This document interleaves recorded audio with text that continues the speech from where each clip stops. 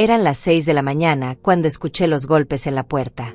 No eran golpes normales, de esos que da el cartero o algún vecino distraído. Eran golpes fuertes, insistentes, desesperados. El tipo de golpes que te despiertan con el corazón acelerado, con esa sensación de que algo malo está pasando. Me incorporé en la cama, confundida, tratando de entender qué estaba sucediendo. Afuera todavía estaba oscuro. La luz del amanecer apenas comenzaba a filtrarse por las cortinas de mi habitación. ¿Quién podía estar tocando mi puerta a esta hora? Pensé en ignorarlo, en volver a acostarme y pretender que no había escuchado nada. Pero los golpes continuaron, cada vez más urgentes, más desesperados. Me levanté, me puse la bata que siempre dejo colgada junto a la cama y caminé descalza por el pasillo frío de mi casa. Cada paso que daba hacia la puerta aumentaba mi nerviosismo. Algo en el aire se sentía extraño, pesado, como si la mañana misma supiera que este día no iba a ser como los demás. Llegué hasta la entrada y miré por la mirilla. Era Salvador, mi vecino de toda la vida, el hombre que vivía 3 casas más abajo, el mismo que me había ayudado a arreglar el jardín cuando Joaquín murió hace 5 años. Pero no era el Salvador tranquilo y amable que yo conocía. Su rostro estaba pálido, desencajado. Tenía los ojos muy abiertos, llenos de algo que reconocí de inmediato: miedo.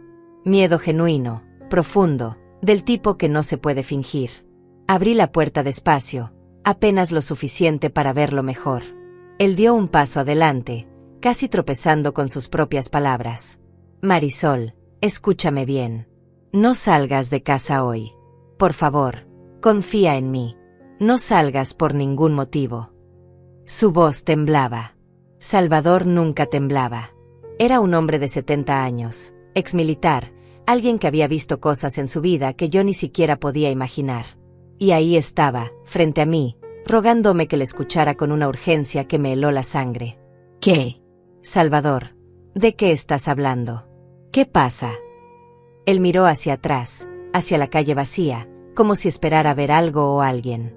Luego volvió a mirarme, y por un momento pensé que iba a contarme todo. Pero no lo hizo. Solo sacudió la cabeza, con una expresión de angustia que nunca le había visto antes. No puedo explicarte ahora. Solo, quédate en casa. Cierra las puertas, no abras a nadie. Ni siquiera si parecen oficiales. ¿Me entiendes? A nadie. Sentí un escalofrío recorrerme la espalda. ¿Oficiales? ¿De qué estaba hablando? ¿Por qué no podía simplemente decirme qué estaba pasando? Salvador, me estás asustando. Dime qué. Lo entenderás esta tarde. Te prometo que lo entenderás. Pero ahora necesito que confíes en mí. Por favor. Marisol. Por favor. Y antes de que pudiera responder, antes de que pudiera exigirle una explicación real, él ya estaba retrocediendo, alejándose por el camino de entrada. Lo vi desaparecer en la penumbra de la mañana, caminando rápido, mirando constantemente hacia los lados como si estuviera siendo perseguido.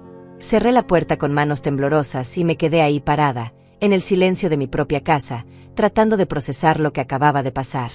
Mi corazón latía tan fuerte que podía escucharlo en mis oídos. ¿Qué demonios había sido eso? Caminé hasta la cocina, necesitaba un vaso de agua, necesitaba pensar con claridad. Encendí la luz y el resplandor repentino me hizo parpadear. Todo en mi casa se veía normal. La mesa donde siempre desayuno, las tazas colgadas en su lugar, el reloj de pared que Joaquín me regaló en nuestro aniversario número 30. Todo igual. Pero nada se sentía igual. Me servía agua con manos que aún temblaban y me senté en una de las sillas. ¿Por qué Salvador estaba tan asustado? ¿Y por qué no podía decirme la razón? Él y yo teníamos una buena relación. Después de que Joaquín murió, Salvador fue una de las pocas personas que realmente se preocupó por mí. Me ayudaba con las cosas pesadas de la casa, me invitaba a tomar café de vez en cuando, siempre estaba ahí cuando lo necesitaba. Pero esto era diferente. Esto no era una visita de cortesía ni un favor entre vecinos. Esto era una advertencia. Una advertencia urgente, desesperada, aterradora. Miré el reloj. 6:15 de la mañana. Afuera el cielo comenzaba a iluminarse lentamente, pintándose de tonos naranjas y rosas. Cualquier otro día, yo estaría preparándome para salir. Los martes siempre iba al centro comunitario a ayudar con el programa de lectura para niños. Era algo que había comenzado a hacer después de quedarme viuda, una forma de llenar las horas, de sentirme útil, de no quedarme sola en esta casa llena de recuerdos. Pero hoy Salvador me había dicho que no saliera, que me quedara encerrada. ¿Por qué? ¿Qué podía ser tan peligroso allá afuera que él sintiera la necesidad de venir a mi casa a las 6 de la mañana para advertirme? Intenté racionalizar. Tal vez había escuchado algo en las noticias. Tal vez había una alerta de seguridad en el vecindario. Pero entonces, ¿por qué no me lo dijo directamente? ¿Por qué todo ese misterio? ¿Y por qué me dijo que no abriera ni siquiera si parecían oficiales? Esa parte me inquietaba más que todo lo demás. ¿Oficiales de qué? ¿Policía? ¿Gobierno? ¿Qué tipo de situación requiere que uno desconfíe de las autoridades? Me levanté y caminé hasta la ventana de la sala. Corrí apenas una esquina de la cortina y miré hacia afuera. La calle estaba vacía y tranquila. Los árboles se mecían suavemente con la brisa de la mañana. Todo parecía perfectamente normal. Demasiado normal, quizás. Entonces lo vi. Un auto. Estacionado al final de la calle, justo en la esquina. Un sedán gris, con los vidrios polarizados. No era de nadie del vecindario, de eso estaba segura. Yo conocía los autos de mis vecinos. Este era nuevo. Y algo en la forma en que estaba estacionado, ligeramente inclinado, como si el conductor quisiera tener una vista clara de toda la calle, me puso los nervios de punta. ¿Ese auto estaba ahí antes? No lo recordaba. Pero tampoco solía prestar atención a esas cosas. Hasta hoy. Solté la cortina y me alejé de la ventana, sintiendo una paranoia creciente. Esto era ridículo. Yo era una mujer de 68 años, viuda, jubilada, con una vida simple y predecible. ¿Quién iba a querer hacerme daño? ¿Por qué alguien estaría vigilando mi casa? Pero la mirada de Salvador seguía grabada en mi mente. El miedo en sus ojos era real. Y Salvador no era un hombre que se asustara fácilmente. Volví a la cocina y esta vez me preparé un café. Necesitaba cafeína, necesitaba despertarme completamente y pensar esto con claridad. Mientras el agua hervía, saqué mi teléfono. Tal vez debería llamar a alguien. ¿Pero a quién? Mis hijos vivían lejos. Andrea en otro estado, trabajando en su carrera de abogada. Marco en el extranjero, persiguiendo sus sueños de fotógrafo. Habíamos hablado el domingo pasado, nuestra llamada semanal de rutina. Todo normal, todo bien. No podía llamarlos ahora y decirles que estaba asustada porque mi vecino me dijo que no saliera de casa. Sonarían las alarmas. Querrían que me mudara con uno de ellos, que dejara esta casa, esta vida. Y yo no estaba lista para eso. No todavía. El café estuvo listo y me senté de nuevo en la mesa, mirando fijamente la taza humeante. ¿Qué se suponía que hiciera? ¿Quedarme aquí sentada todo el día esperando a que pasara? ¿Qué exactamente? Salvador dijo que lo entendería por la tarde. ¿Qué iba a pasar por la tarde? Tomé un sorbo de café, quemándome apenas la lengua. El dolor me trajo de vuelta a la realidad. Necesitaba calmarme. Tal vez estaba exagerando. Tal vez Salvador había tenido una pesadilla o estaba pasando por algo personal y no quería preocuparme con los detalles. Tal vez. El teléfono sonó. Me sobresalté tanto que casi tiro el café. Mi corazón volvió a acelerarse. Miré la pantalla. Número desconocido. Dudé por un momento, con el dedo suspendido sobre el botón de responder. ¿Y si era parte de lo que Salvador me había advertido? Pero también podía ser una llamada normal, una encuesta, un vendedor. Contesté. Hola. Silencio. Podía escuchar que había alguien del otro lado, una respiración suave, pero nadie habló. Hola. ¿Quién es? Más silencio. Y luego, clic. Colgaron. Bajé el teléfono lentamente, mirándolo como si fuera un objeto extraño y peligroso. Una llamada muda. A las 6:30 de la mañana. Justo después de la advertencia de Salvador. No era coincidencia. No podía serlo. Me levanté de nuevo, esta vez con más urgencia, y revisé todas las puertas de la casa. La puerta principal, cerrada con llave. La puerta trasera que daba al jardín, cerrada con llave. Las ventanas, todas cerradas.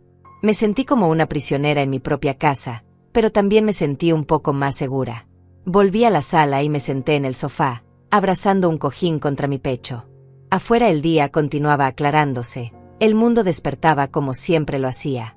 Pero yo estaba aquí dentro, encerrada, asustada, sin entender qué estaba pasando. Y lo peor de todo era la espera. Salvador dijo que lo entendería por la tarde. Eso significaba horas.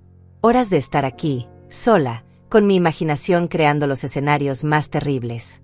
Miré el reloj de nuevo. 6:45. El día acababa de comenzar, y ya sentía que había durado una eternidad. Las horas pasaron con una lentitud insoportable. Me quedé sentada en el sofá, mirando el reloj cada 5 minutos, sintiendo como el tiempo se arrastraba como si el día mismo estuviera conspirando contra mi cordura. Intenté distraerme. Encendí la televisión, pero no podía concentrarme en nada.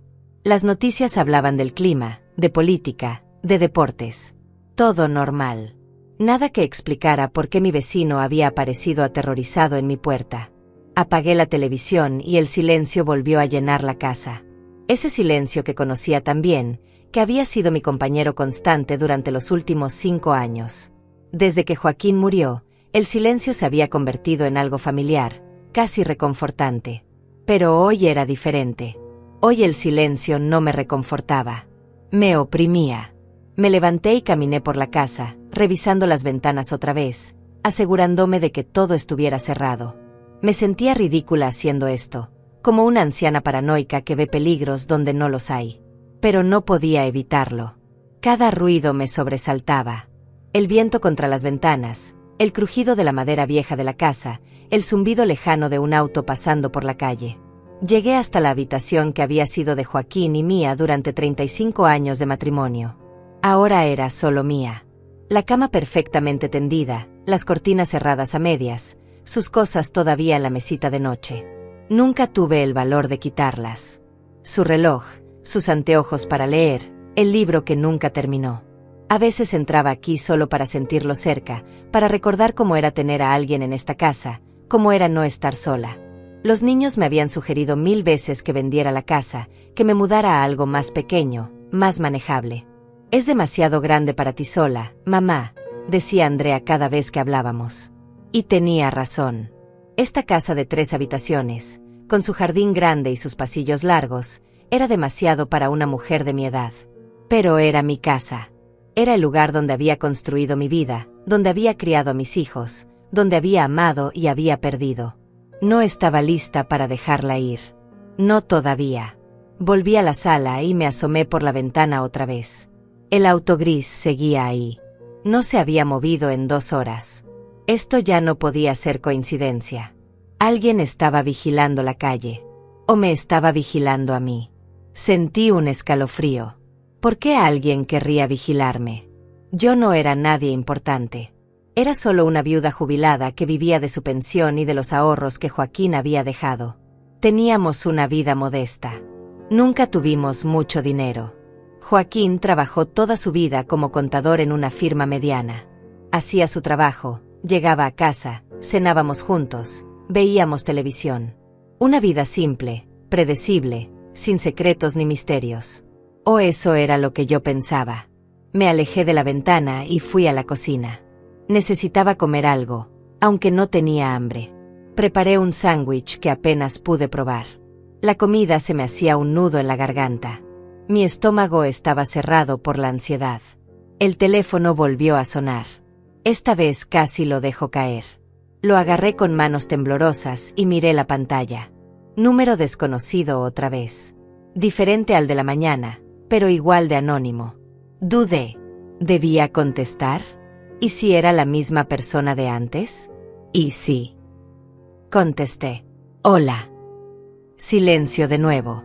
Pero esta vez pude escuchar algo más. Ruido de fondo. Como si quien llamaba estuviera en un lugar público. Voces distantes. El sonido de tráfico. ¿Quién es? ¿Por qué me llaman? Nada. Solo esa respiración suave, casi imperceptible. Y luego, clic. Colgaron otra vez. Dejé el teléfono sobre la mesa y me senté, sintiendo como las lágrimas amenazaban con salir. No era una mujer que llorara fácilmente. Había aprendido a ser fuerte cuando Joaquín murió. Había tenido que serlo. Pero esto me estaba sobrepasando. Esta sensación de no saber qué estaba pasando, de estar atrapada en algo que no entendía. ¿Por qué me estaban haciendo esto? ¿Qué querían de mí? Miré el reloj. 10 de la mañana. 4 horas más hasta las 2 de la tarde. 4 horas eternas. Me levanté y empecé a caminar por la casa otra vez, incapaz de quedarme quieta. Pasé por el pasillo lleno de fotografías familiares. Andrea y Marco cuando eran pequeños, sonriendo con sus uniformes escolares. Nuestra boda, yo con mi vestido blanco y Joaquín tan joven y apuesto. Vacaciones en la playa, cumpleaños, graduaciones. Toda una vida capturada en marcos colgados en la pared. Me detuve frente a una foto de Joaquín, tomada unos meses antes de morir. Estaba en el jardín, con sus herramientas de jardinería, sonriendo a la cámara. Se veía feliz, saludable.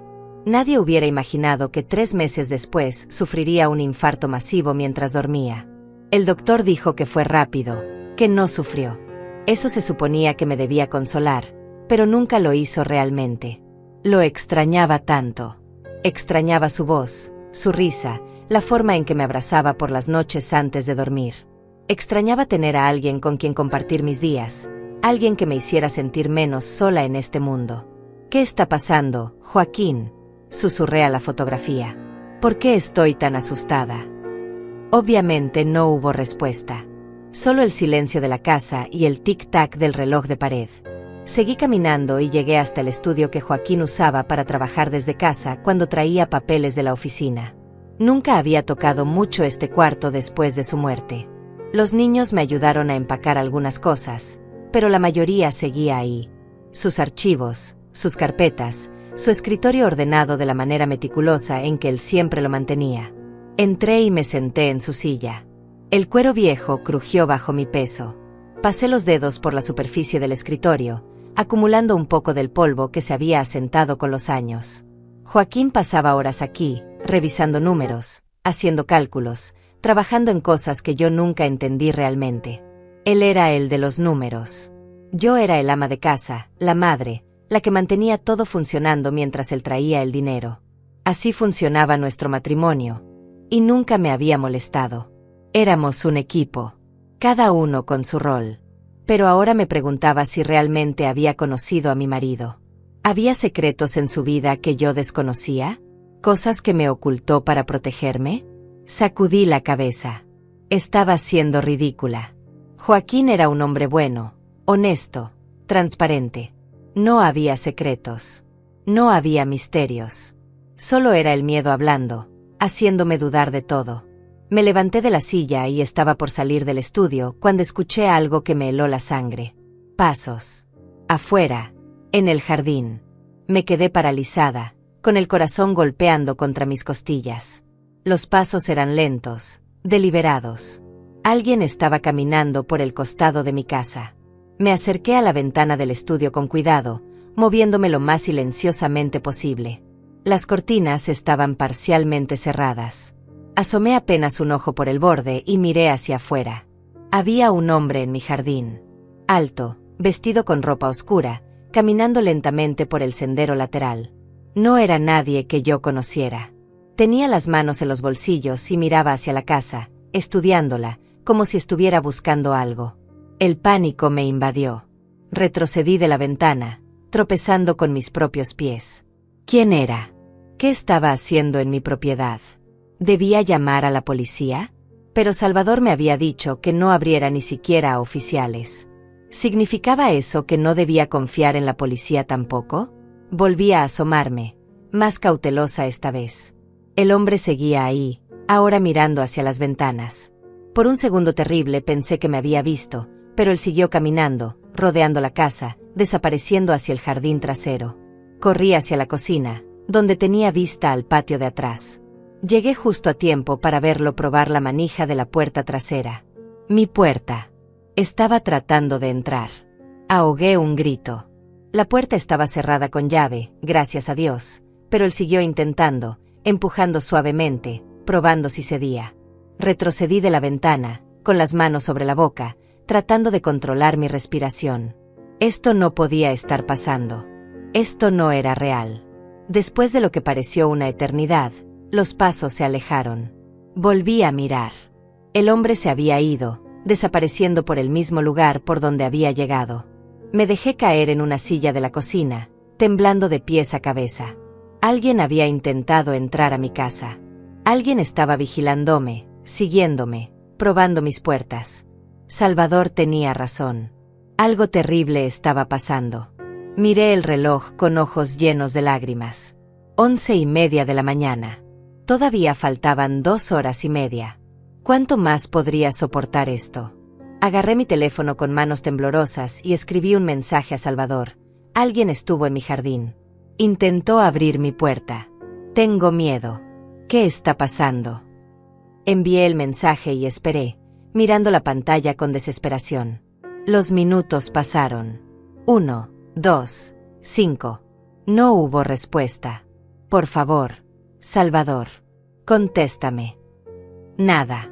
El silencio de mi casa ahora era ensordecedor. Cada sombra parecía moverse.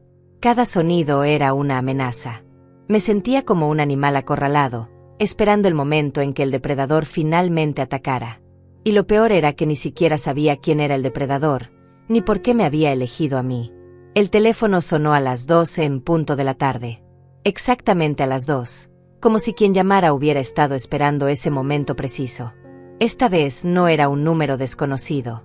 En la pantalla decía simplemente, Departamento de Policía. Mi corazón dio un vuelco. Con manos temblorosas, deslicé el dedo para contestar. Hola. Señora Marisol Herrera. Era una voz masculina, oficial, seria. Sí, soy yo. Señora Herrera, habla el detective Alberto Ruiz del Departamento de Policía. Necesito que mantenga la calma y escuche lo que voy a decirle. El tono de su voz hizo que se me revolviera el estómago. Algo malo había pasado. Algo muy malo. ¿Qué sucede? Señora, ¿dónde se encuentra usted en este momento? La pregunta me desconcertó. ¿Por qué necesitaba saber dónde estaba? Estoy en mi casa. ¿Por qué? ¿Qué pasa? Hubo una pausa del otro lado. Podía escuchar voces de fondo, movimiento, como si el detective estuviera en medio de algo importante. Señora Herrera, necesito que me confirme algo. Usted estuvo esta mañana en el Centro Comunitario San Rafael. Me quedé helada. El Centro Comunitario San Rafael era exactamente donde yo iba todos los martes a las 9 de la mañana. Donde se suponía que debía estar hoy. ¿Dónde habría estado si Salvador no me hubiera advertido que me quedara en casa? No, respondí, sintiendo como mi voz temblaba. No, estuve aquí en mi casa toda la mañana. ¿Por qué? Otra pausa. Esta vez más larga. Cuando el detective volvió a hablar, su tono era diferente. Más cauteloso. Más preocupado. Señora, esta mañana a las 9:20 hubo un incidente en el centro comunitario. Un incidente grave. Y tenemos múltiples testimonios de personas que aseguran haberla visto a usted allí. Sentí como si el suelo se abriera bajo mis pies. ¿Qué? No, eso es imposible. Yo no estuve ahí. Le estoy diciendo que estuve en mi casa toda la mañana. Lo entiendo, señora, pero necesito que comprenda la gravedad de la situación. Hay testigos que la identificaron. Incluso hay grabaciones de las cámaras de seguridad del centro. Eso no puede ser. Tiene que ser un error. Yo no salí de mi casa. Señora Herrera, ¿hay alguien que pueda corroborar que usted estuvo en su casa esta mañana?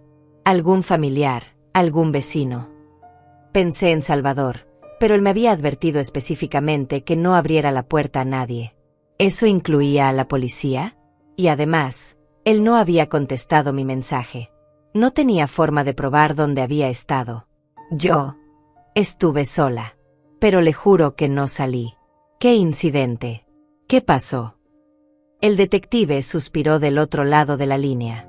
Preferiría no dar detalles por teléfono. Señora, necesito que venga a la estación para que podamos aclarar esto. ¿Ir a la estación? Estoy siendo acusada de algo. No estoy diciendo eso, señora. Solo necesitamos que venga a dar su declaración y ayudarnos a entender qué sucedió. Esto es muy serio. Mi mente era un caos de pensamientos contradictorios. Salvador me había dicho que no saliera, que no abriera ni siquiera a oficiales. Pero ahora la policía me estaba pidiendo que fuera a la estación. ¿Qué se suponía que debía hacer? Necesito tiempo para procesarlo. Puedo ir más tarde. Señora Herrera, realmente necesito que venga ahora. Si usted no estuvo en el centro como dice, entonces tenemos un problema mucho más grande. Alguien está usando su identidad.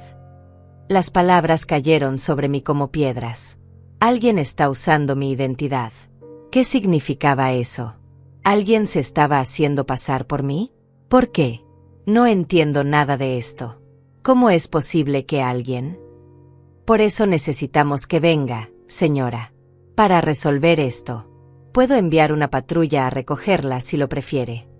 No. La palabra salió más fuerte de lo que pretendía. No, yo. Déjeme pensar. Necesito un momento. Señora, si no viene voluntariamente, tendré que... Colgué. Sé que fue una estupidez, sé que probablemente empeoré las cosas, pero el pánico me dominó. Dejé caer el teléfono sobre el sofá y me llevé las manos a la cabeza. ¿Qué estaba pasando? ¿Cómo era posible que hubiera testigos que me vieron en un lugar donde no estuve? ¿Y qué incidente había ocurrido? El detective dijo que era grave. ¿Qué tan grave? El teléfono volvió a sonar inmediatamente. Otra vez el departamento de policía. No contesté. Siguió sonando 1, 2, 3 veces, hasta que finalmente dejó de sonar. Me levanté y empecé a caminar de un lado a otro de la sala, tratando de pensar, de encontrarle sentido a todo esto. Alguien se había hecho pasar por mí. Alguien que sabía exactamente dónde iba yo los martes por la mañana. Alguien que conocía mi rutina. Y había ocurrido algo. Algo lo suficientemente grave como para que la policía me llamara. Algo que ahora me estaban culpando a mí.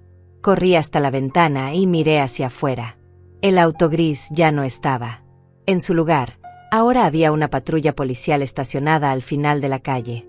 2 oficiales estaban dentro, mirando hacia mi casa. El miedo se convirtió en terror puro. Me alejé de la ventana, con el corazón latiendo tan fuerte que pensé que iba a desmayarme. Esto era real. Todo era real. No estaba paranoica. No estaba exagerando. Algo terrible estaba sucediendo y yo estaba en el centro de todo. Agarré mi teléfono otra vez y volví a escribirle a Salvador, esta vez con más desesperación. La policía me llamó. Dicen que me vieron en el centro comunitario. Que pasó algo grave. Hay una patrulla afuera de mi casa.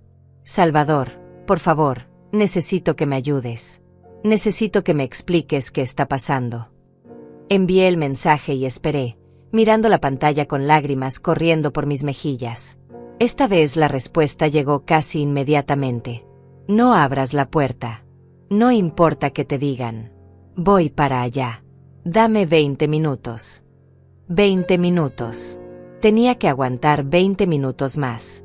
Volví a mirar por la ventana. Los oficiales seguían en la patrulla, pero ahora uno de ellos estaba hablando por radio. Probablemente reportando que yo estaba en casa, que no había salido, que no respondía a sus llamadas. ¿Cuánto tiempo pasaría antes de que decidieran venir a buscarme? ¿Tenían una orden de arresto? ¿Podían entrar a mi casa sin mi permiso? No sabía nada de leyes. Nunca había tenido problemas con la policía en mi vida. Había sido una ciudadana ejemplar durante 68 años. Y ahora estaba escondida en mi propia casa, aterrada de los mismos oficiales que se suponía debían protegerme. El teléfono volvió a sonar. Esta vez era un número que no reconocía, pero diferente a los anteriores. Dudé si contestar, pero algo en mí necesitaba saber más. Hola. Señora Herrera. Era una voz femenina esta vez. Joven. Nerviosa. ¿Quién es? Mi nombre es Angélica. Trabajo en el Centro Comunitario San Rafael. Señora, necesito hablar con usted. Es sobre lo que pasó esta mañana. Mi respiración se aceleró. ¿Qué pasó? Nadie me quiere decir qué pasó exactamente. Es que, Es complicado. La mujer que estuvo aquí esta mañana, la que todos pensamos que era usted, ella hizo algo terrible. Robó dinero de la caja de donaciones. Más de $3,000 que habíamos recaudado para el programa de becas. Y no solo eso. También tomó archivos de la oficina administrativa, documentos personales de varios voluntarios y participantes del programa. Me dejé caer en el sofá, sintiendo como las piernas me fallaban. Pero yo no fui. Yo no hice eso. ¿Por qué me harían esto? Lo sé, dijo Angélica, y su voz sonaba genuinamente confundida. Por eso la estoy llamando. Porque algo no cuadra. Esa mujer se parecía mucho a usted, señora Herrera. Muchísimo. Pero cuando la vi de cerca, algo estaba mal. Sus ojos, la forma en que caminaba, cómo hablaba. Era usted, pero no era usted. ¿Entiende lo que quiero decir? No, no entiendo nada. ¿Cómo es posible que alguien se parezca tanto a mí? ¿Y por qué? Para robar $3,000. Eso es lo que no tiene sentido, continuó Angélica. $3,000 es dinero, sí, pero alguien que se tomó la molestia de hacerse pasar por usted, de conocer su rutina, su horario, ¿por qué arriesgarse por esa cantidad?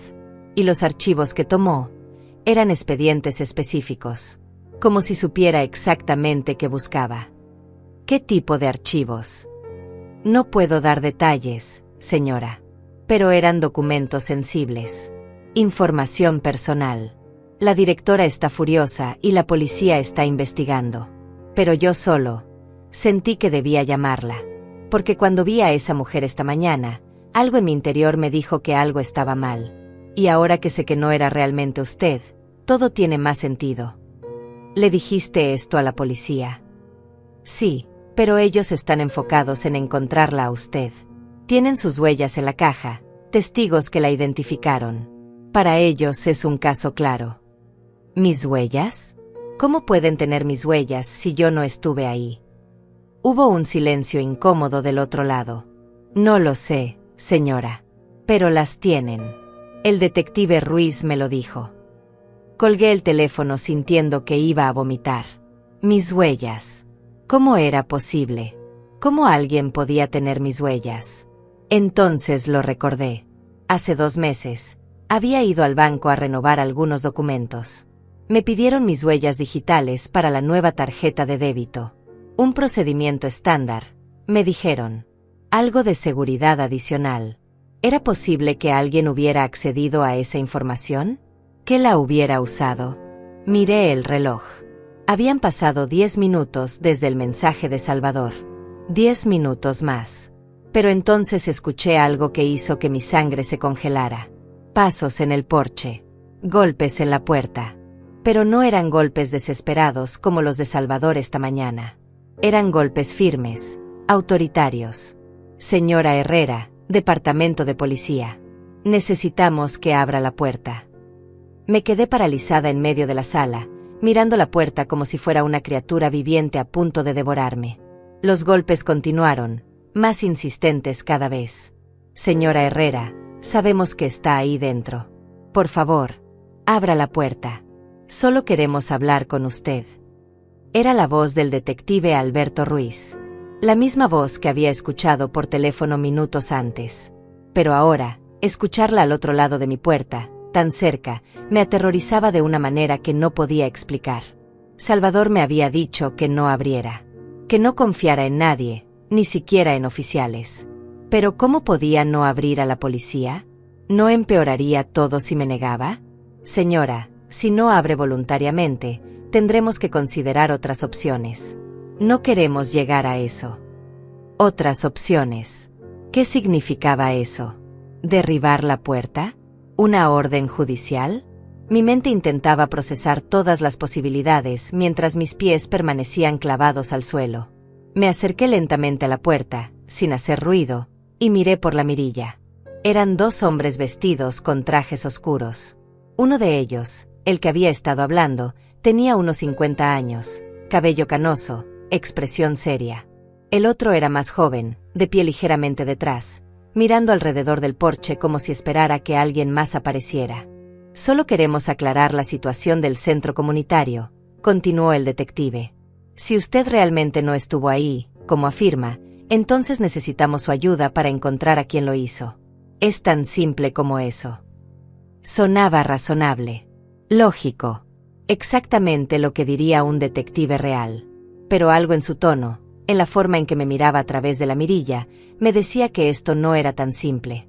Necesito hablar con mi abogado primero, dije finalmente, sorprendiéndome a mí misma con lo firme que sonó mi voz.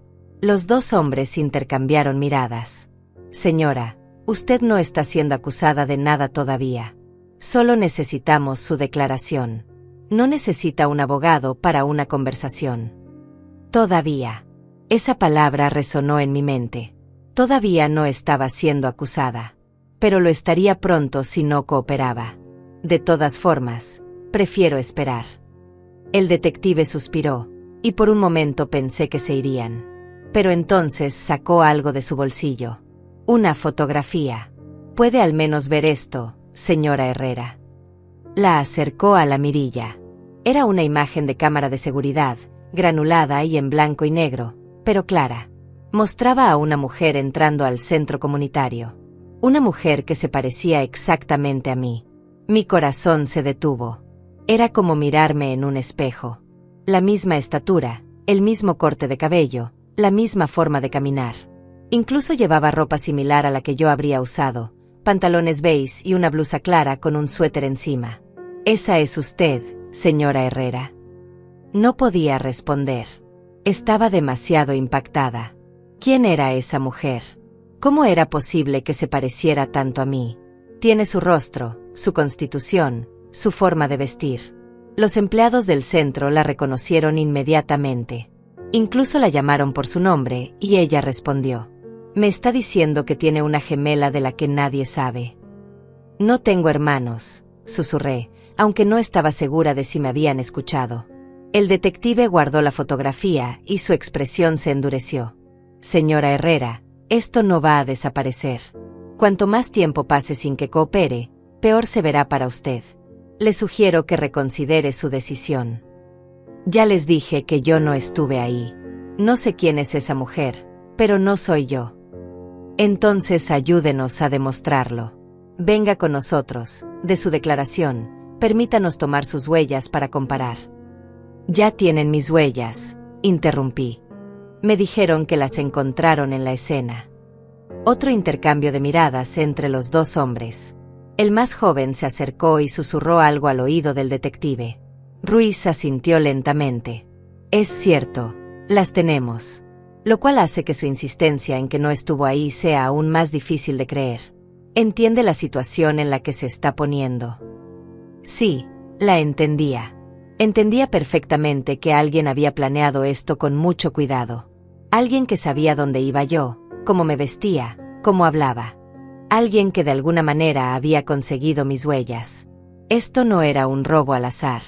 Era una operación calculada. ¿Pero por qué? ¿Por qué yo? Voy a darle 5 minutos para que abra esta puerta, señora Herrera, dijo el detective, y ahora su voz tenía un tono amenazante. 5 minutos.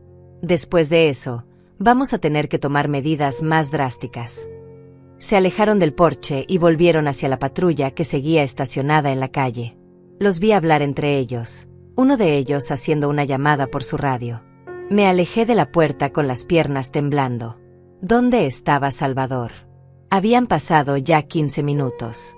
Necesitaba que llegara ya, que me explicara qué demonios estaba pasando. Volví a la ventana de la sala y observé. Los dos hombres seguían junto a la patrulla, esperando. El más joven miraba constantemente su reloj. El detective Ruiz hablaba por teléfono, gesticulando con las manos como si estuviera argumentando con alguien. Entonces vi otro auto acercándose por la calle. Un sedán negro, más nuevo que los demás autos del vecindario.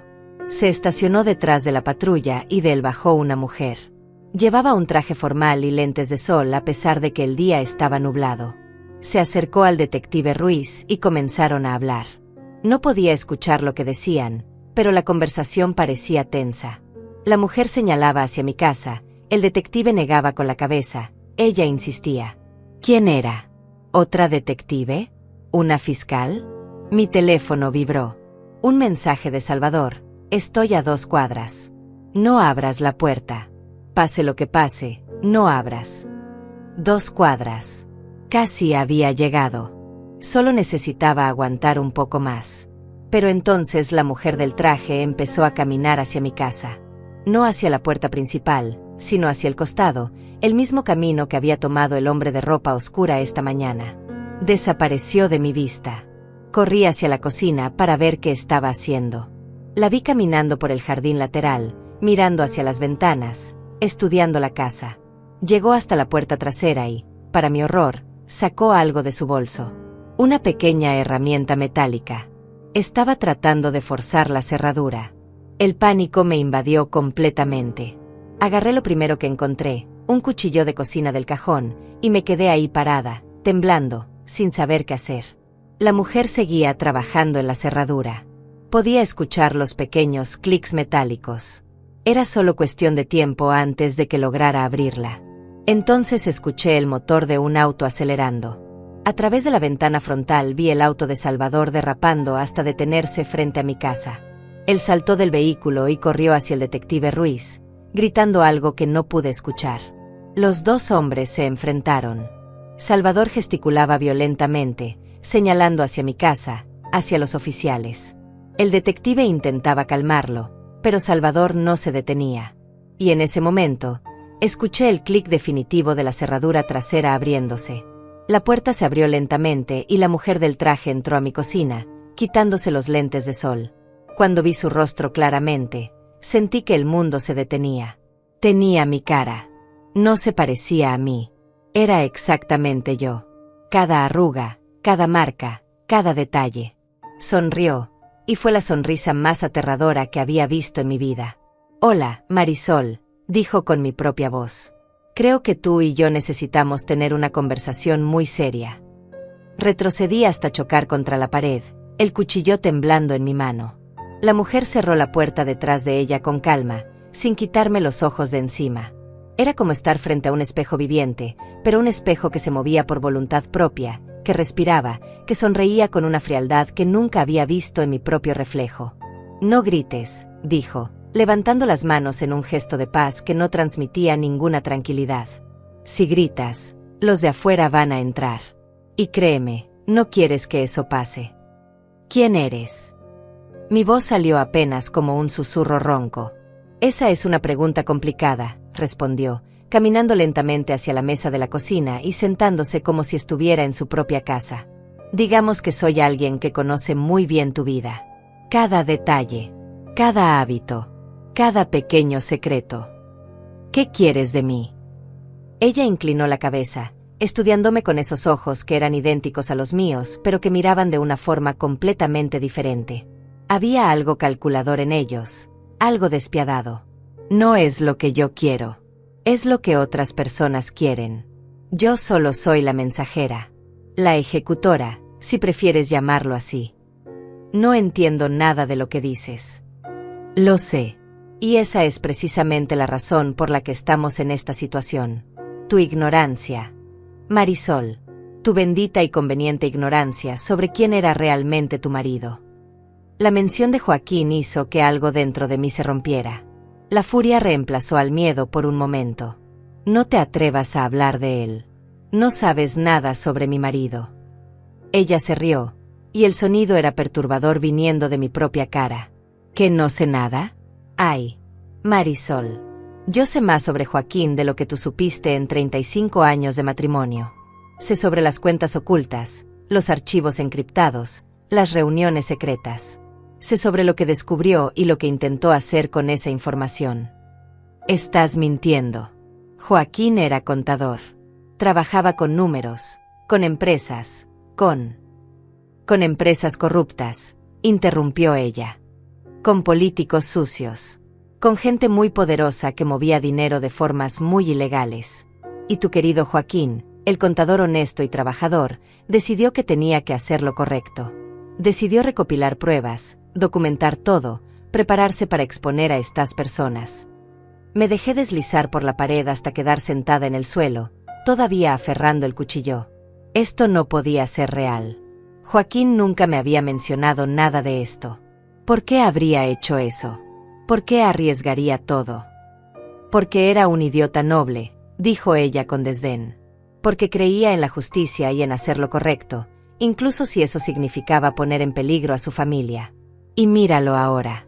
5 años muerto, y tú aquí, pagando por sus decisiones. Su muerte fue un infarto. El médico lo confirmó. Ella me miró con algo parecido a la lástima. ¿De verdad eres tan ingenua? Los hombres de 58 años en perfecto estado de salud no sufren infartos masivos de la nada, especialmente cuando están a punto de entregar evidencia incriminatoria a las autoridades. Las palabras me golpearon como puñetazos. No podía ser verdad.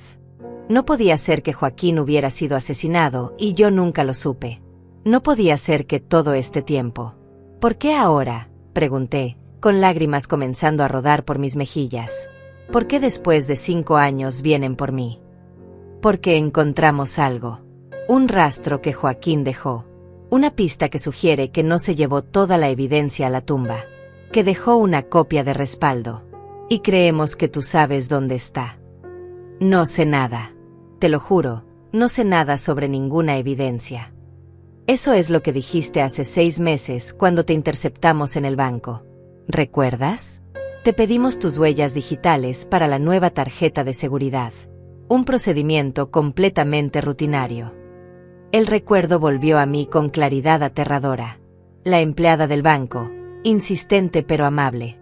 El escáner digital. La forma en que me aseguró que era solo para mi protección. Fuiste tú. Fui yo. Necesitábamos tus huellas para poder usarlas hoy. Para hacer que el robo del centro comunitario pareciera tu culpa. Para tener palanca sobre ti, para presionarte a cooperar. Pero yo no sé dónde está esa evidencia. Joaquín nunca me dijo nada. Ella se levantó de la silla y se acercó a mí, agachándose para quedar a mi altura. Su cercanía me revolvía el estómago. Entonces vas a tener que recordar. Vas a tener que pensar en cada conversación que tuvieron en sus últimos días. Cada comentario extraño. Cada regalo inesperado. Cada lugar al que te pidió que fueras o que evitaras. Porque algo te dijo, Marisol. Algo te dejó. Los hombres como Joaquín siempre dejan algo para proteger a sus esposas. Afuera escuché la voz de Salvador gritando, todavía discutiendo con el detective. ¿Cuánto tiempo más podría mantenerlos ocupados? ¿Y si realmente no sé nada? ¿Qué vas a hacer entonces? Ella se enderezó, mirándome desde arriba con expresión fría. Entonces vas a ir a prisión por robo y falsificación de identidad. Tienes tus huellas en la caja de donaciones, múltiples testigos y grabaciones de video que te muestran claramente en la escena del crimen. Te van a dar años, Marisol. Años encerrada, lejos de tus hijos, muriendo lentamente en una celda. No puedes hacer esto. Ya está hecho. A menos que me des lo que quiero. La puerta principal se abrió de golpe. Salvador irrumpió en la casa, seguido inmediatamente por el detective Ruiz y el otro oficial. Salvador me vio en el suelo, vio a la mujer parada frente a mí, y su rostro palideció. «Aléjate de ella», ordenó Salvador, su voz llena de una autoridad que nunca le había escuchado. La mujer se dio vuelta hacia ellos, sin mostrar ninguna señal de sorpresa o preocupación. Salvador Montes. Han pasado años. Sigues siendo el guardián leal, ¿verdad? Dije que te alejaras. El detective Ruiz miraba confundido entre la mujer y yo, notando por primera vez la similitud imposible. ¿Qué demonios está pasando aquí? Salvador se movió rápidamente, colocándose entre la mujer y yo, ayudándome a levantarme con su mano libre. En la otra mano sostenía algo que hizo que mi corazón se detuviera, un sobre amarillo, viejo y desgastado. «Es hora de que Marisol sepa la verdad», dijo Salvador, mirando directamente a la mujer. «Toda la verdad. Joaquín me hizo prometerle que la protegería, que solo le diría si el peligro llegaba a su puerta. Bueno, aquí está el peligro». Le extendió el sobre a mí.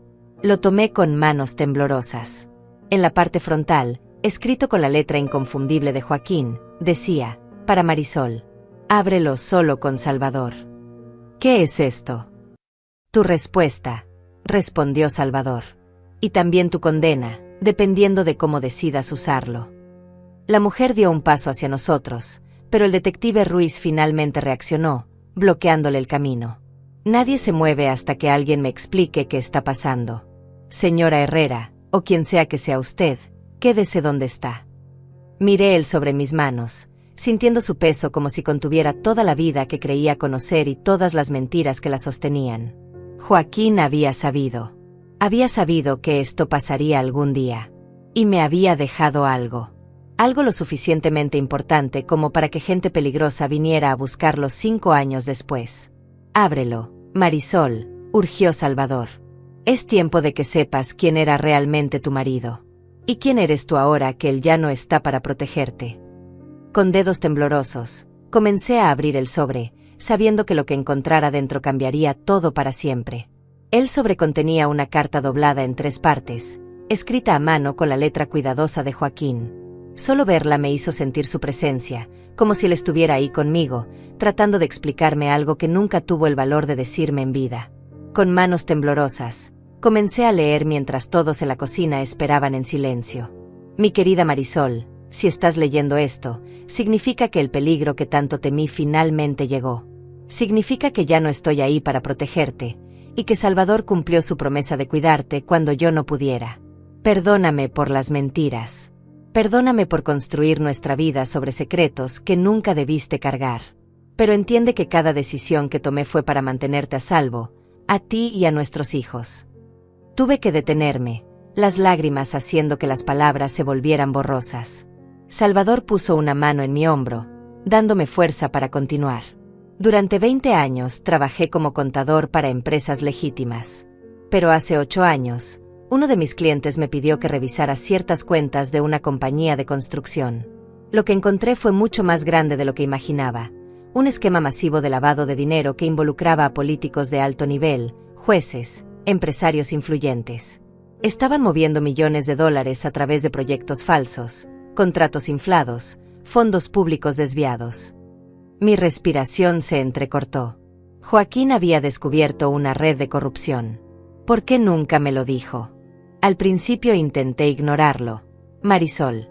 Quise fingir que no había visto nada. Pero no podía. No podía dormir sabiendo que esa gente estaba robando dinero que debía ir a hospitales, escuelas, programas sociales. Dinero que podría haber salvado vidas. Así que empecé a guardar copias. Documentos, transferencias, correos electrónicos. Todo lo que probaba su culpabilidad. La mujer que tenía mi rostro dejó escapar una risa amarga desde donde el detective la mantenía vigilada. Tu noble esposo. Tan valiente. Tan estúpido. Salvador le lanzó una mirada asesina, pero no dijo nada. Yo continué leyendo. Contacté a un periodista de investigación llamado Alonso Vargas. Planeábamos hacer pública toda la información. Pero alguien nos descubrió. Alonso murió en un supuesto accidente automovilístico 2 semanas antes de que pudiéramos publicar. Entonces supe que vendrían por mí también. Así que tomé precauciones. Escondí toda la evidencia en un lugar seguro. Un lugar que solo tú podrías encontrar, Marisol, porque está conectado con un recuerdo que solo nosotros compartimos. Mi corazón latía con fuerza. ¿Qué recuerdo? ¿De qué estaba hablando? Recuerda nuestro aniversario número 25. El viaje que hicimos, el lugar donde renovamos nuestros votos. La pequeña caja que enterramos bajo el árbol, con nuestras promesas escritas dentro. Ahí está todo, mi amor. Cada documento, cada prueba, cada nombre. Están esperando por alguien lo suficientemente valiente para usarlos. La carta continuaba, pero mis manos temblaban tanto que Salvador tuvo que sostenerla por mí para que pudiera seguir leyendo. Salvador lo sabe todo. Él fue mi confidente, mi protector.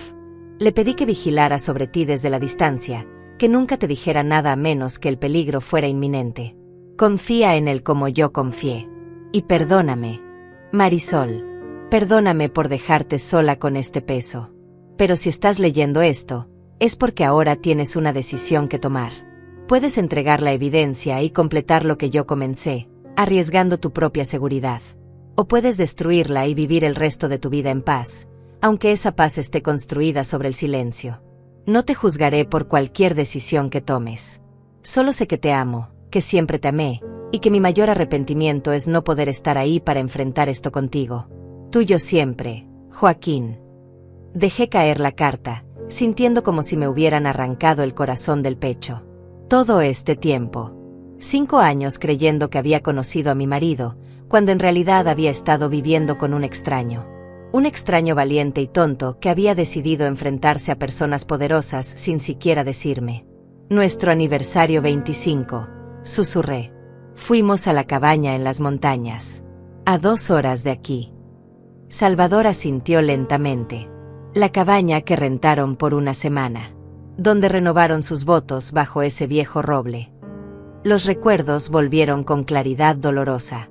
Había sido uno de los momentos más hermosos de nuestro matrimonio.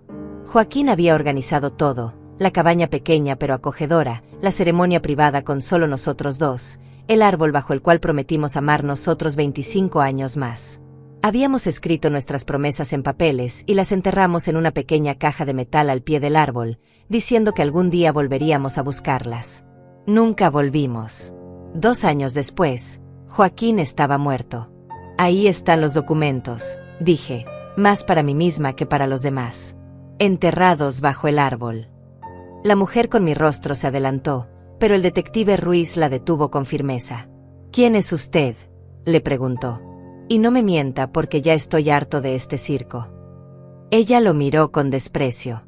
Soy alguien contratada para recuperar algo que no le pertenece a esta familia.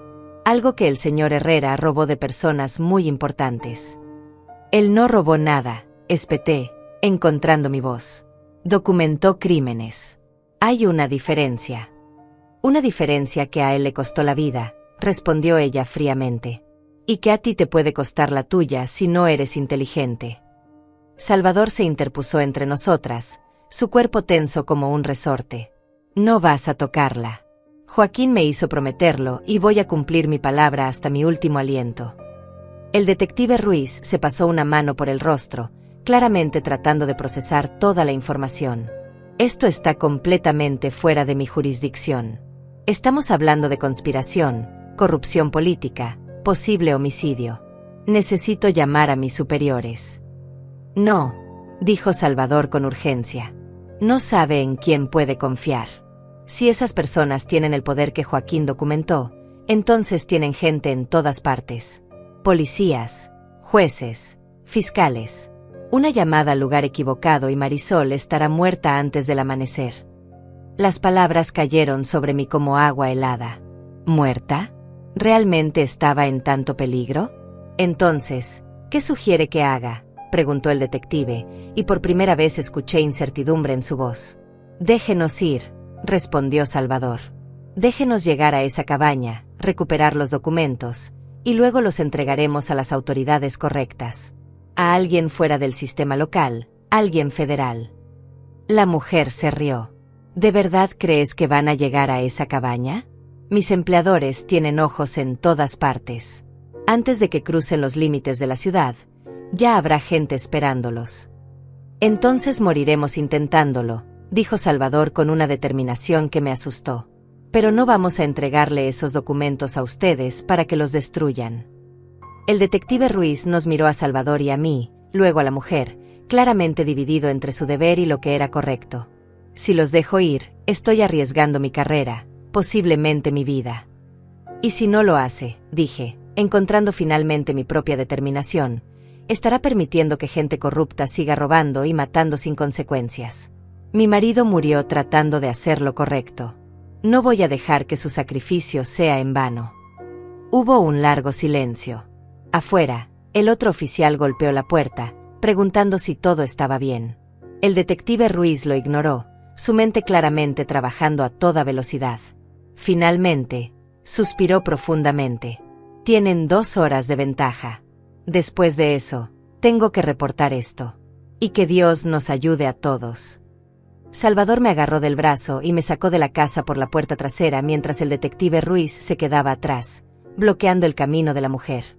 Podía escucharla gritando, amenazando, pero sus palabras se desvanecieron mientras corríamos por el jardín lateral hacia el auto de Salvador estacionado en la calle. «Entra, rápido», ordenó, abriendo la puerta del pasajero. Me lancé adentro y él arrancó antes de que yo siquiera terminara de cerrar la puerta. Las llantas chirriaron contra el asfalto mientras aceleraba por la calle residencial. Mi corazón latía tan fuerte que pensé que se saldría de mi pecho. Miré por el espejo lateral y vi al detective Ruiz saliendo de mi casa, hablando urgentemente por su radio. La mujer con mi rostro apareció detrás de él, su expresión llena de furia. ¿Realmente crees que llegaremos a esa cabaña?, pregunté, mi voz quebrándose. Ella dijo que tienen gente por todas partes. Tenemos que intentarlo, respondió Salvador, sus ojos fijos en el camino mientras tomaba una curva a demasiada velocidad. Joaquín no murió para que esos documentos permanecieran enterrados para siempre. Salimos del vecindario y entramos a la carretera principal. Salvador conducía de forma errática, cambiando de carriles constantemente, tomando salidas inesperadas para asegurarse de que nadie nos siguiera. ¿Cómo conociste a Joaquín realmente?, pregunté, necesitando entender. Dijiste que te lo contó todo. ¿Por qué confió en ti? Salvador mantuvo sus ojos en el camino, pero vi cómo su mandíbula se tensaba. Porque yo también trabajaba en las sombras. Hace 15 años, yo era investigador privado. Me especialicé en casos de fraude corporativo. Joaquín me contrató cuando empezó a sospechar que algo estaba mal con sus clientes. Lo que encontramos juntos fue mucho peor de lo que cualquiera de nosotros imaginó. ¿Por qué nunca me lo dijiste? Todos estos años, viviendo a 3 casas de distancia, ayudándome con el jardín, tomando café conmigo. Todo fue una mentira. No fue mentira, dijo con firmeza. Mi cariño por ti es real, Marisol. Pero tenía órdenes de Joaquín. Solo debía revelarte la verdad si tu vida estaba en peligro. Y hasta hoy, no lo estaba. ¿Cómo supiste que hoy era el día? Porque llevo meses viendo movimientos extraños. Autos desconocidos en el vecindario.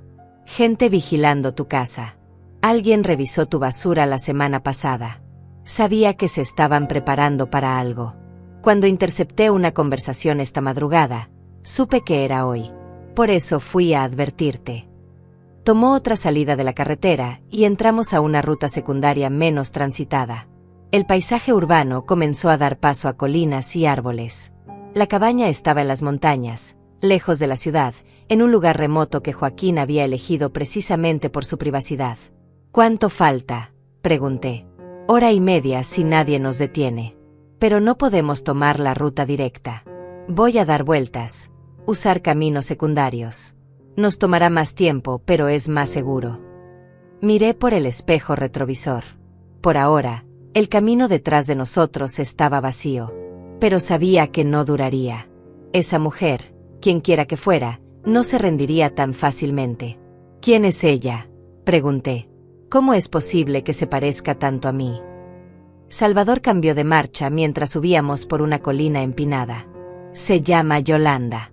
Es una especialista. Estas organizaciones criminales las usan para infiltrarse, para suplantar identidades. Han perfeccionado técnicas de maquillaje protésico, cirugía menor, entrenamiento de voz. Probablemente te ha estado estudiando durante meses. Cada gesto, cada expresión, cada forma de moverte. La idea me revolvió el estómago. Alguien había estado observándome, analizándome, preparándose para convertirse en mí. ¿Y el detective Ruiz? ¿Crees que realmente nos va a dar 2 horas? Espero que sí. Parecía un hombre honesto en un sistema corrupto. Pero no podemos confiar en nadie excepto en nosotros mismos. Continuamos conduciendo en silencio durante varios minutos. El paisaje se volvía cada vez más verde, más salvaje. Pasamos por pequeños pueblos donde la vida parecía moverse más lento, donde la gente no sabía nada sobre conspiraciones o documentos escondidos o mujeres que robaban identidades. ¿Alguna vez te arrepentiste?, pregunté de repente. ¿De ayudar a Joaquín? Si no lo hubieras hecho, tal vez seguiría vivo. Salvador apretó el volante con fuerza. Todos los días. Pero también sé que Joaquín hubiera hecho lo mismo con o sin mi ayuda. Era un hombre de principios. No podía quedarse de brazos cruzados mientras veía tanta corrupción. Y me dejó sola. Me dejó con esta carga. Te dejó la verdad. Y la elección de qué hacer con ella. Llegamos a un pequeño pueblo montañoso y Salvador se detuvo en una gasolinera. Necesitábamos combustible y también era una oportunidad para verificar si alguien nos seguía. «Quédate en el auto», dijo. «Mantén la cabeza baja». Mientras él llenaba el tanque, miré alrededor nerviosamente. Había pocas personas, un camionero viejo tomando café, una familia con niños comprando snacks. Todo parecía normal, demasiado normal. Salvador pagó rápidamente y volvió al auto. Pero antes de arrancar, miró su teléfono y su rostro palideció. «¿Qué pasa?». Me mostró la pantalla. Era un mensaje de texto de un número desconocido. Contenía solo una fotografía, la cabaña de las montañas. Nuestra cabaña. Y debajo, un mensaje corto. «Los estamos esperando». Mi sangre se congeló. Ya sabían a dónde íbamos. ¿Cómo era posible? «Tienen que haber rastreado mi teléfono», dijo Salvador, apagándolo inmediatamente y sacando la batería. «O el tuyo. Dame tu celular». Le pasé mi teléfono y él hizo lo mismo, arrancando la batería y arrojando ambos teléfonos a un basurero cercano. «Sin teléfonos no podemos pedir ayuda si algo sale mal», dije. «Pero tampoco pueden rastrearnos. Es un intercambio necesario». Arrancó el auto de nuevo, pero ahora su expresión era mucho más sombría. «Si ya están en la cabaña, ¿qué hacemos? No podemos simplemente aparecer ahí». Salvador condujo en silencio durante un minuto, pensando. Luego tomó un desvío hacia un camino de tierra que se adentraba en el bosque. «Conozco otra forma de llegar. Un sendero que usaban los cazadores hace años. Nos dejará en la parte trasera de la propiedad. Podremos acercarnos sin ser vistos. ¿Y si no funciona? Entonces improvisaremos. Pero no vamos a rendirnos, Marisol. No después de llegar tan lejos». El camino de tierra era irregular y lleno de baches. El auto de Salvador protestaba con cada obstáculo, pero él seguía adelante, adentrándose más y más en el bosque. La luz del sol se filtraba apenas entre las copas de los árboles, creando sombras largas y ominosas. «¿Cuándo fue la última vez que viniste por aquí?», pregunté, aferrándome al asiento mientras el auto saltaba sobre una roca. «Hace años. Solía venir a cazar con mi padre. Espero que el sendero siga siendo transitable». No parecía muy transitable, pero Salvador se negaba a detenerse. Finalmente, después de 20 minutos tortuosos, llegamos a un pequeño claro. Él estacionó el auto detrás de unos arbustos densos, ocultándolo lo mejor que pudo. «Desde aquí vamos a pie. Son unos 20 minutos de caminata hasta la cabaña». Salimos del auto y el silencio del bosque nos envolvió. Solo se escuchaba el viento entre las hojas y el canto lejano de algunos pájaros. Salvador abrió la cajuela y sacó una mochila pequeña que contenía linternas, agua y algo que hizo que mi corazón se detuviera, un arma. «¿De verdad crees que será necesaria?», pregunté, señalando la pistola que él guardaba en su cinturón. «Espero que no. Pero Joaquín me hizo prometerle que te protegería sin importar qué. Y voy a cumplir esa promesa». Comenzamos a caminar por el sendero apenas visible entre los árboles. Cada paso me alejaba más del mundo que conocía y me acercaba más a un futuro incierto. Llevaba conmigo la carta de Joaquín, doblada cuidadosamente en mi bolsillo. Sus palabras resonaban en mi mente. «Tienes una decisión que tomar». ¿Pero realmente tenía elección? Después de todo lo que había pasado, después de saber que mi marido había sido asesinado, que había pasado 5 años viviendo en la ignorancia, ¿podía simplemente darle espalda? No, ya no. Joaquín había comenzado esto, pero yo iba a terminarlo. «Ahí está», susurró Salvador, señalando entre los árboles. Podía ver la cabaña a la distancia. Y tal como el mensaje había advertido, había 2 autos estacionados afuera. No estábamos solos. Nos agachamos detrás de un tronco caído, observando la cabaña desde nuestra posición oculta. Los 2 autos estacionados afuera eran SUVs negros con vidrios polarizados. No podía ver cuántas personas había dentro de la cabaña, pero sabía que no estaban ahí para darnos la bienvenida. «El árbol está del otro lado», susurré a Salvador. «Detrás de la cabaña, cerca del pequeño arroyo». Él estudió el terreno, calculando distancias y ángulos. «Si nos movemos por la izquierda, siguiendo la línea de árboles, Podemos llegar sin que nos vean desde las ventanas. Pero tenemos que ser silenciosos. Un solo ruido y sabrán que estamos aquí. ¿Y si ya saben? Si están esperando exactamente que hagamos esto. Es un riesgo que tenemos que correr. Comenzamos a movernos lentamente, agachados, usando los árboles y arbustos como cobertura. Cada rama que crujía bajo nuestros pies me hacía contener la respiración. El corazón me latía tan fuerte que estaba segura de que podían escucharlo desde la cabaña. Tomó casi 10 minutos recorrer lo que normalmente habría sido un trayecto de 2 minutos. Pero finalmente llegamos a la parte trasera de la propiedad. Y ahí estaba, el viejo roble bajo el cual Joaquín y yo habíamos renovado nuestros votos 25 años atrás. Se veía más viejo ahora, más nudoso, pero seguía siendo majestuoso. Sus raíces se extendían por el suelo como venas antiguas. En algún lugar bajo esas raíces estaba la caja que habíamos enterrado. La caja que ahora contenía mucho más que nuestras promesas de amor. ¿Recuerdas exactamente dónde la enterraron?, preguntó Salvador en voz apenas audible. Cerré los ojos, tratando de recordar. Habíamos estado parados frente al árbol, Joaquín cavando con una pequeña pala. Yo sostenía la caja de metal. Él había elegido un lugar entre 2 raíces grandes, del lado que daba al arroyo. Ahí, señalé, entre esas 2 raíces. Salvador sacó una pequeña pala plegable de su mochila y comenzó a cavar cuidadosamente, tratando de hacer el menor ruido posible. La tierra estaba más compacta de lo que esperábamos. Años de lluvia y crecimiento de raíces habían sellado el lugar como una tumba. Cada movimiento de la pala me ponía más nerviosa. ¿Cuánto tiempo pasaría antes de que alguien saliera de la cabaña? ¿Antes de que nos descubrieran? Después de lo que pareció una eternidad, la pala de Salvador golpeó algo metálico. Ambos nos quedamos helados, escuchando si alguien había oído el sonido. Nada. Solo el susurro del viento y el murmullo del arroyo cercano. Salvador removió la tierra con las manos, revelando lentamente una caja de metal oxidada. Era más grande de lo que recordaba. Joaquín había reemplazado nuestra pequeña caja de promesas con algo mucho más sustancial. La sacó del agujero con cuidado. Estaba sellada con una cerradura de combinación. Salvador me miró. ¿Tienes idea de cuál podría ser la combinación? Pensé rápidamente. Joaquín siempre usaba fechas significativas para sus contraseñas y combinaciones. Nuestra fecha de boda, los cumpleaños de los niños. Pero esto era diferente. Esto era algo que solo yo debía poder abrir. Entonces lo supe. La fecha de nuestro aniversario 25, cuando enterramos la caja original. 2-7-0-8-97. Giré la rueda con dedos temblorosos. 27 de agosto de 97.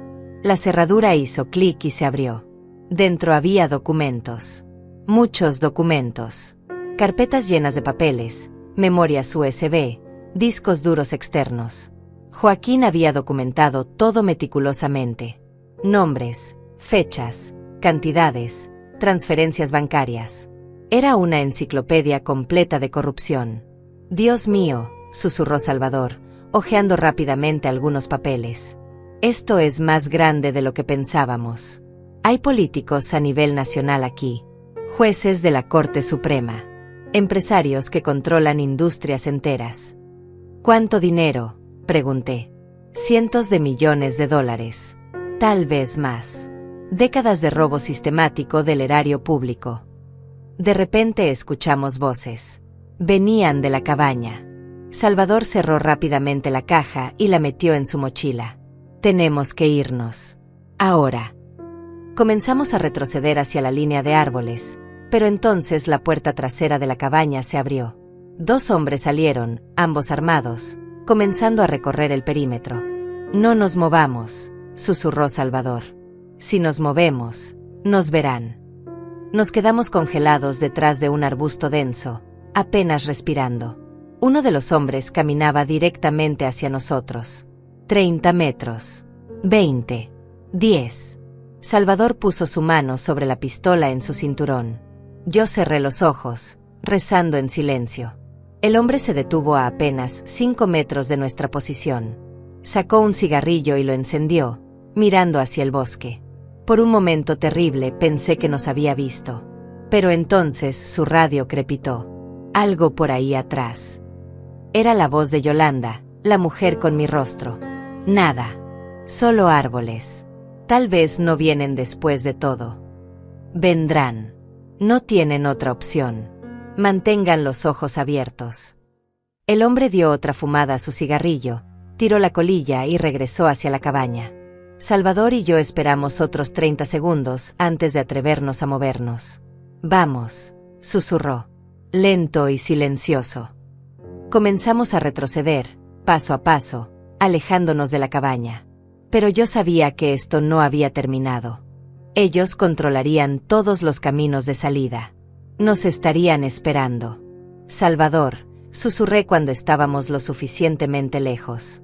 No podemos simplemente irnos. Van a seguirnos.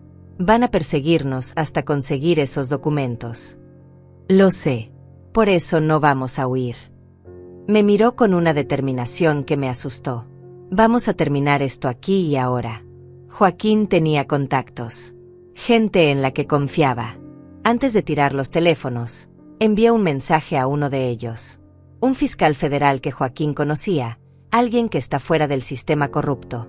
Le di estas coordenadas. Debería estar llegando con refuerzos en menos de 30 minutos. ¿30 minutos? Salvador, no podemos resistir 30 minutos contra gente armada. No tenemos que resistir. Solo tenemos que no ser encontrados. Regresamos al auto, pero en lugar de irnos, Salvador sacó más cosas de la cajuela. Bengalas, una cuerda, un cuchillo de caza. ¿Qué estás haciendo? Preparándome. Si nos encuentran antes de que lleguen los federales, necesito asegurarme de que estos documentos no caigan en manos equivocadas. Abrió la caja otra vez y sacó una de las memorias USB. Me la entregó. Guarda esto. Si algo me pasa, si nos separan, tú llevas esto a las autoridades. ¿Entiendes? No importa qué pase, esta memoria tiene que llegar a salvo. Tomé la pequeña memoria USB, sintiéndola pesada en mi mano a pesar de su tamaño diminuto. En este pequeño objeto estaba la vida y muerte de Joaquín. Su legado. Su verdad. Salvador, tengo miedo. Él puso sus manos en mis hombros, mirándome directamente a los ojos. Marisol, tu marido me hizo prometerle que te cuidaría. Pero ahora entiendo que no necesitas que te cuiden. Eres más fuerte de lo que crees. Joaquín lo sabía. Por eso te dejó esto a ti. Porque sabía que tendrías el coraje de hacer lo correcto cuando llegara el momento. Lágrimas rodaron por mis mejillas, pero las sequé con determinación. Tenía razón. Ya no era la viuda asustada escondida en su casa. Ya no era la mujer que vivía en la ignorancia. Ahora sabía la verdad. Y la verdad exigía acción. ¿Qué necesitas que haga? Necesito que te quedes aquí, oculta. Si escuchas disparos, si algo sale mal, tomas ese auto y conduces hasta el pueblo más cercano. Buscas a la policía federal, no local. Les entregas la memoria y les dices todo. Prometido. Asentí, aunque cada fibra de mi ser quería protestar, quería decirle que no me dejara sola. ¿Y tú qué vas a hacer? Salvador sonrió, pero no fue una sonrisa feliz. Fue la sonrisa de un hombre que ha aceptado su destino. Voy a asegurarme de que Joaquín no murió en vano. Voy a cumplir la última promesa que le hice a mi amigo. Antes de que pudiera responder, escuchamos motores. Los SUV negros se alejaban de la cabaña, comenzando a peinar el área. Nos habían descubierto. O al menos sabían que estábamos cerca. Salvador me empujó suavemente hacia el auto. Escóndete. Y pase lo que pase, no salgas hasta que sea seguro. Salvador, no. Pero él ya se había ido, moviéndose entre los árboles con la mochila conteniendo la caja de documentos. Llevándolos lejos de mí. Convirtiéndose en el señuelo. Me quedé sola en el auto, con la memoria USB apretada en mi mano, escuchando los motores acercándose. Los minutos que siguieron fueron los más largos de mi vida. Escondida en el auto, agachada en el asiento trasero, escuchaba los motores de los SUV moviéndose por el bosque, las voces gritando órdenes, los pasos corriendo entre los árboles. Y entonces, El sonido que más temía, disparos. 3 disparos rápidos, seguidos de silencio. Luego más voces, más movimiento. Apretaba la memoria USB contra mi pecho, rezando para que Salvador estuviera bien, pero sabiendo en mi corazón que él había hecho exactamente lo que prometió, sacrificarse para protegerme. Lágrimas silenciosas corrían por mi rostro. Joaquín había muerto por esta verdad. Y ahora Salvador también. ¿Cuántas más vidas costaría? ¿Cuándo terminaría este círculo de violencia y secretos? Entonces escuché algo diferente. Sirenas. Muchas sirenas. Y el sonido inconfundible de helicópteros acercándose. Los refuerzos de Salvador habían llegado. Lo que siguió fue caótico. Más disparos, gritos, órdenes amplificadas por megáfonos exigiendo que todos bajaran las armas. Permanecí escondida, temblando, sin atreverme a mover un músculo hasta que todo quedó en silencio. Finalmente, alguien golpeó la ventana del auto. Era un hombre con chaleco antibalas que decía FBI en letras grandes. Detrás de él, docenas de agentes federales se movían por el área, arrestando a las personas que habían estado cazándonos. «Señora Herrera, soy el agente especial Marco Delgado. Salvador Montes nos contactó. Está a salvo. Está herido, pero va a estar bien». La ola de alivio que me golpeó casi me hizo desmayar.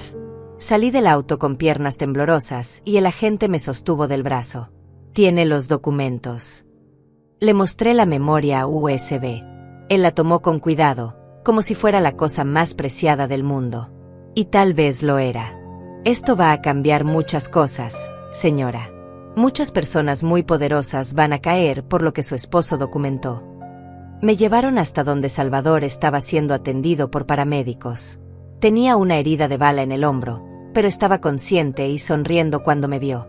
«Lo logramos», dijo con voz débil. «Joaquín estaría orgulloso». Me arrodillé junto a él, tomando su mano. «Eres un tonto. Pudiste haber muerto». Pero no morí.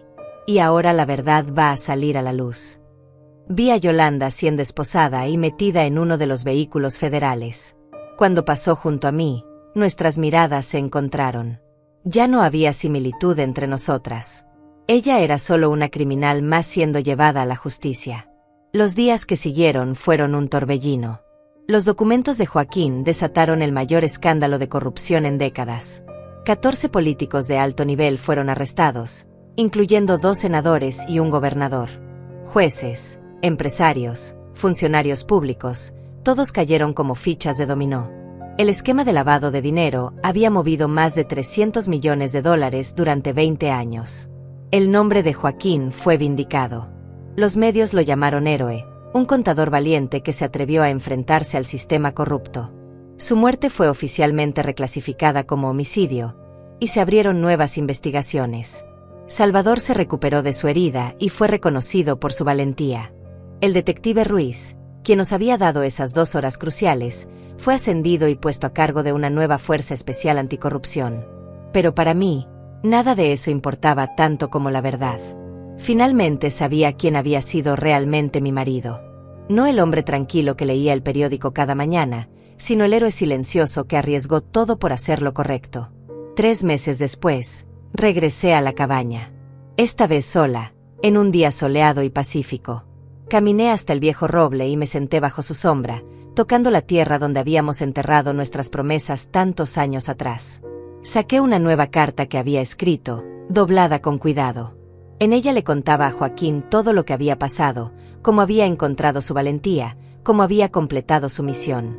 Le decía que lo perdonaba por los secretos, que entendía por qué lo había hecho.